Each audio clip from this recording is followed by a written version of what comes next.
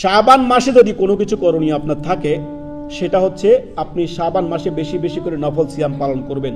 কেননা উম্মুল মুমিনিন আয়েশা রাদিয়াল্লাহু তাআলা আনহা নবী সাল্লাল্লাহু আলাইহি সাল্লাম থেকে সহিহ বুখারীর সিয়াম অধ্যায় এসছে, তিনি বলেন মা রাইতু, আমি দেখিনি নবী সাল্লাল্লাহু আলাইহি সাল্লামকে আকসারা সিয়ামান মিনহু ফি শাবান, অর্থাৎ তিনি বলেন যে আমি নবী সাল্লাল্লাহু আলাইহি সাল্লামকে দেখিনি রমাদান ব্যতীত এত সিয়াম, এত নফল সিয়াম তিনি পালন করতেন।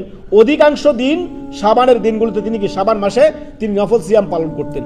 তো আপনার যদি কোনো কিছু করণীয় থাকে এই শাবান মাসে, তা হবে আপনি বেশি বেশি করে নফল সিয়াম পালন করবেন, বেশি বেশি করে নফল সিয়াম পালন করবেন। এতে করে রমাদানের প্রস্তুতি আপনার হয়ে গেল, এতে করে আপনার যে আত্মসংযম, যেটা আপনার রমাদানের পূর্বে যে প্রিপারেশন প্রস্তুতি নেওয়া, সেটাও আপনার হয়ে গেল। এতে করে আপনার আত্মশুদ্ধি হলো, এতে করে আপনার আল্লাহ ভীরতাও বাড়লো, রমাদানের জন্য সুদৃঢ়ভাবে আপনি প্রস্তুতি গ্রহণ করতে পারবেন। এজন্য আমরা আল্লাহর কাছে দোয়া করব, আমরা শাবান মাসে আছি, আল্লাহ আমাদেরকে রমাদান পর্যন্ত পৌঁছে দিন।